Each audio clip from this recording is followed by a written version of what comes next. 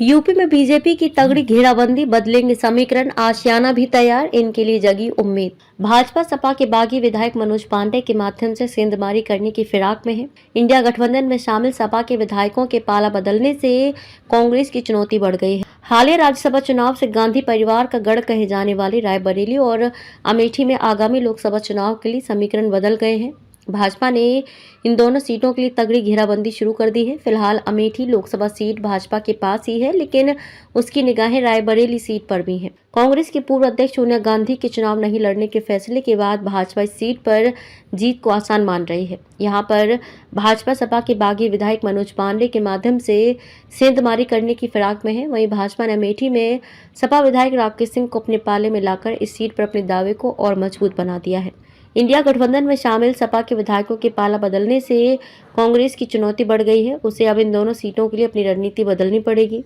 विपक्ष के लिए चुनौती। राजनीतिक विश्लेषक बताते हैं कि राज्यसभा चुनाव के जरिए भाजपा ने गांधी परिवार की परंपरागत सीट रायबरेली और अमेठी पर समीकरण बदलने के लिए मजबूर कर दिया है।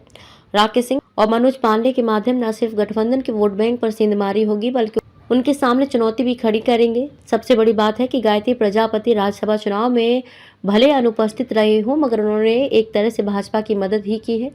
ऐसे में कांग्रेस को अपनी रणनीति बदलनी पड़ेगी। अगर रायबरेली से प्रियंका गांधी और अमेठी से राहुल गांधी ना लड़े तो गठबंधन को उम्मीदवार तलाशने के लिए काफी मशक्कत करनी पड़ेगी। आशियाना भी तैयार। रायबरेली और अमेठी की सियासत पर दशकों से नजर रखने वाले तारकेश्वर मिश्रा कहते हैं कि अमेठी में अगर राहुल गांधी चुनाव लड़ते हैं तो उनके सामने काफी बड़ी चुनौती रहेगी। केंद्रीय मंत्री स्मृति ईरानी लगातार अपने क्षेत्र में बनी हुई हैं। वह हर छोटे बड़े कार्यक्रम में अपने क्षेत्र में रहती हैं। साथ ही उन्होंने वादे के मुताबिक अपना आशियाना भी तैयार कर लिया है। यहाँ से लोगों की समस्या सुनी जा रही है और इसका बड़ा संदेश है। अगर रायबरेली की बात करें तो मनोज पांडे के क्षेत्र के ब्राह्मणों में ठीक पकड़ है, इसलिए भाजपा ने एक तीर से कई निशाने साधे हैं। साल 2012 के विधानसभा चुनाव में वो पहली बार विधायक बने थे। इसके बाद 2017 और 2022 के चुनाव में भी उन्होंने बड़े अंतर से जीत हासिल की थी। मनोज पांडे का रायबरेली और आसपास के जिलों में भी अच्छा खासा प्रभाव माना जाता है।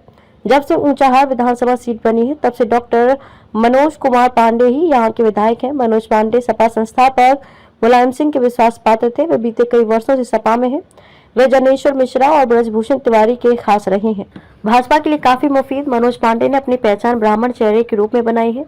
राकेश प्रताप भी 3 बार के विधायक रहे हैं। उनका गौरीगंज इलाके में ठीक ठाक पकड़ है। राकेश सिंह से केंद्रीय मंत्री स्मृति ईरानी के अच्छे संबंध हैं।